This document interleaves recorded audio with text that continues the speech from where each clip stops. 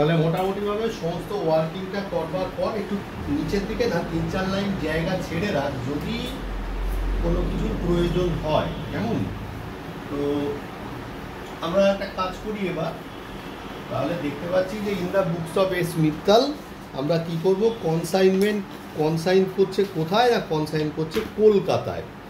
তাহলে consignment to Kolkata অ্যাকাউন্টটা টানবার চেষ্টা করি।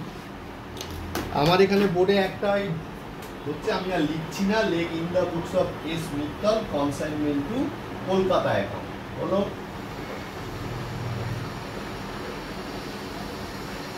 এটা হওয়ার পর এই টানলাম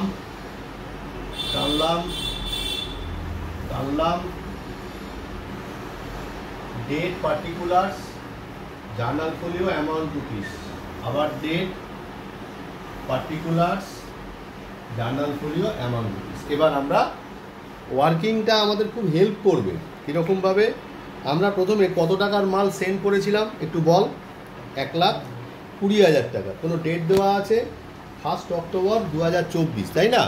তাহলে 1 অক্টোবর মানে 1/10/2024 to goods sent on consignment. কত টাকা, কত বললি? 1,20,000 টাকার মাল আমরা পাঠিয়েছি, ভালো কথা।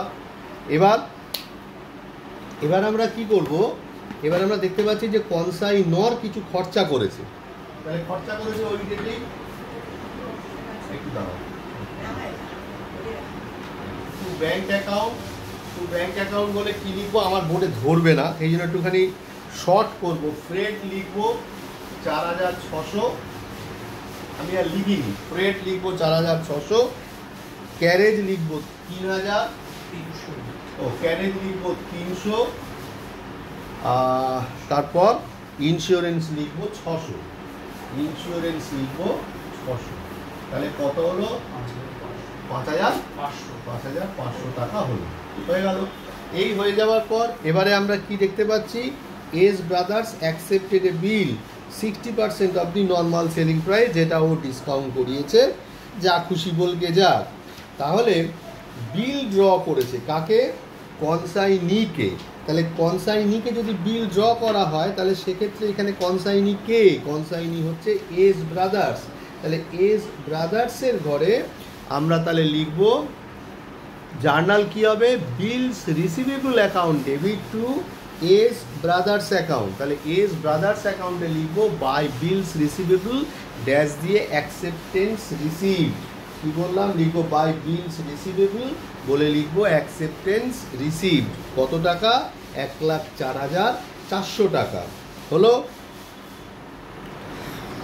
তো এটা আমার এই বোর্ডে লেখা যাচ্ছে না, তাহলে কি করবি, কনসাইনি অ্যাকাউন্টে লিখলি, কোন ডেট দিলি, ডেটটা দিবি অক্টোবর 12, 2024, মানে 12/10/2024 লিখবি 1,04,400 টাকা হলো। আচ্ছা, তারপরে কি হয়েছে, ডিসকাউন্ট ফিসকাউন্ট যা খুশি করেছে দেখতে যাক। দ্য নর্মাল সেলিং প্রাইস আমরা দেখতে মানে ওটাকে ছেড়ে বেরোই, কেন ওখানে তো এগুলো শুধু ক্যালকুলেশানে কাজে লেগেছে, এটা আমাদের অ্যাকাউন্টিং ট্রিটমেন্ট হবে না। তাহলে আমরা এখানে কি দেখতে পাচ্ছি যে কনসাইনি একটা খরচা করেছে, কি 1,500 টাকা আনলোডিং চার্জেস। তাহলে 1,500 টাকা আনলোডিং চার্জেস কে খরচা করেছে? টু কে? আমার এখানে কনসাইনি কে? কনসাইনি হচ্ছে এস ব্রাদার্স এই খরচাটা করেছে। তাহলে লিখব to S brothers account dash দিয়ে এক্সপেন্সেস। কোন এক্সপেন্সেস করেছে? ও এক্সপেন্সেস করেছে এস ব্রাদার্স 1,500 টাকা আনলোডিং চার্জেস। এখানে লিখলি আনলোডিং 1,500। তারপর কি আছে? তারপরে আছে গ্রাউন্ড রেন্ট 700। আবার একটা মনের মধ্যে আচ্ছা, গ্রাউন্ড রেন্ট কি এখানে আসবে? নিশ্চয়ই আসবে। তার পেছনে লজিকটা হচ্ছে আমি তো এখানে অ্যাকাউন্টিং ট্রিটমেন্ট করতে বসেছি, যত খরচ সব আসবে, আমি তো কোনো ভ্যালুয়েশন করতে বসিনি। তাহলে হলো গ্রাউন্ড রেন্ট 700, হ্যাঁ আচ্ছা গোডাউন রেন্ট 700 আর সেলিং এক্সপেন্সেস বলে আছে, তাই না? কত টাকা? 1600 টাকা।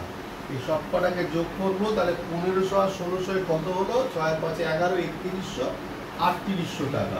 সঙ্গে সঙ্গে আমরা কি করব? এস ব্রাদার্সে লিখবো বাই, এস ব্রাদার্সে লিখবো হচ্ছে বাই। হলো? এই হয়ে যাওয়ার পর এবারে আমরা কি করব? এবারে আমরা যে কাজটা করব সেটা হচ্ছে কমিশনের জায়গাটাকে দেখব। কমিশনের জায়গাটাকে কিভাবে দেখব? আচ্ছা, কমিশন আমরা বার করে নিয়েছি, তাই না? কত কত টাকা বার করেছি? 5638 টাকা আর 4448 টাকা। আবারও লিখব to S brothers account dash দিয়ে কমিশন। অর্ডিনারি কত লিখবো? অর্ডিনারি কত বলছিস? 5638, তাই না? 5638 টাকা। আর স্পেশাল কত?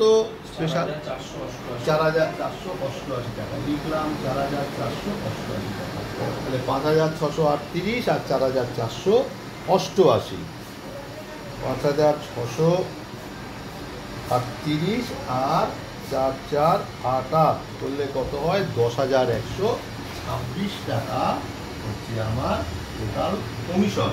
সঙ্গে সঙ্গে এস ব্রাদার্সের ঘরে লিখবো বাই, সঙ্গে সঙ্গে এস ব্রাদার্সের ঘরে লিখবো বাই। ডেবিট দিকে আর কিছু নেই।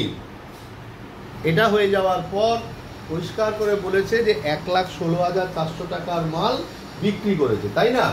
তাহলে কি লিখবো? By S brothers account dash দিয়ে সেল।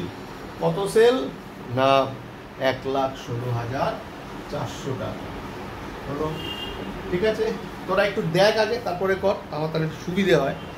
রাস্তায় কিছু মাল রয়েছে, রাস্তায় যদি কিছু মাল থাকে তাহলে তার জন্য জার্নাল কী হবে? Goods in transit account debit to consignment account. কী বললাম? Goods in transit account debit to consignment account. তাহলে এটা কবে রয়েছে রাস্তায়? আচ্ছা, সেলটা কবে হয়েছে? সেলটা জেনারেলি বছরের শেষে গিয়েই তো হবে, তাই না? তা সেলের ডেটটা কি আছে? সেলের ডেটটা এখানে ডিসেম্বর 31 আছে। তাহলে 31শে ডিসেম্বর এখানে দিই, 31/12/2024। তারপরে কি লিখলাম? By goods in transit. কত টাকা আছে? গুডস ইন ট্রানজিট রয়েছে কত জানো? 12,550 টাকা বেরিয়েছিল, দেখতো 12,550 টাকা। আর কি আছে? একটা মাল ড্যামেজ হয়েছিল, দেখ তার নেট তো রিয়ালাইজেবল ভ্যালু বার করেছি। কত কত ভ্যালু বার করেছি বল? না না, নেট ভুল বললাম, যে তো নেট তো রিয়ালাইজেবল ভ্যালু না, ভ্যালু অফ ড্যামেজ গুডসই বার করেছি। 12,717। তাহলে সেই মালটা নষ্ট হয়েছে, তাহলে মাল নষ্ট হলে তো নমিনাল অ্যাকাউন্ট, তাহলে অল লসেস আর ডেবিট, তাহলে damage goods account debit to consignment. তাহলে কি লিখবো? By damage goods account, by damage goods account. কত বললি? 12,717 টাকার মাল নষ্ট হয়েছে। আর একটা last of all consignment stock আছে, তাই না? কনসাইনমেন্ট স্টক অ্যাকাউন্ট কত টাকা আছে? কনসাইনমেন্ট স্টক আছে 33,063 কি? 33,063 টাকা আছে, 33,063 টাকা রয়েছে। তাহলে এই হচ্ছে মোটামুটি আমার ক্যালকুলেশন, মানে অ্যাকাউন্টিং ট্রিটমেন্ট। এবার দেখি 33,063 যোগ 12,717 যোগ 12,550 আর হচ্ছে 1,16,400 যোগ করলে হলো 1,74,730। আর ডেবিট দিকে 1,20,000, 5,500, 3,800 আর হচ্ছে 10,126, 35,304 টাকা হচ্ছে প্রফিট। তাহলে লিখবো টু, ডেট কি দেবো? অবশ্যই 31/12। এখানে কমিশনের জায়গায় ডেট কি দেবো? 31/12/2024। ঠিক আছে, দিলাম to profit and loss account বলে লিখলাম প্রফিট অন কনসাইনমেন্ট। কত টাকা? 35,304 টাকা যোগ করে বসিয়ে দিলাম। যোগ করে বসিয়ে দিলাম যে টাকাটা হয়। আর এর সাপোর্টে কি হবে, এস ব্রাদার্সে 1,16,400 equal to consignment to Kolkata. এই করবার পর তারপরে কি বলেছিল যে এখানে কোনো টাকা কি কিছু বাই ব্যাংক ড্রাফট পার্টিতে, তার মানে কনসাইনি অ্যাকাউন্টে মানে এস ব্রাদার্সে অ্যাকাউন্টে যে টাকাটা কম আসবে সে টাকাটা বাই ব্যাংক বলে ফাইনাল রেমিটেন্স বলে পাঠাতে হবে। এই হচ্ছে টোটাল অঙ্ক। এই অঙ্কটা খুব ভালো করে দেখবি, অত্যন্ত ইম্পর্টেন্ট একটা অঙ্ক।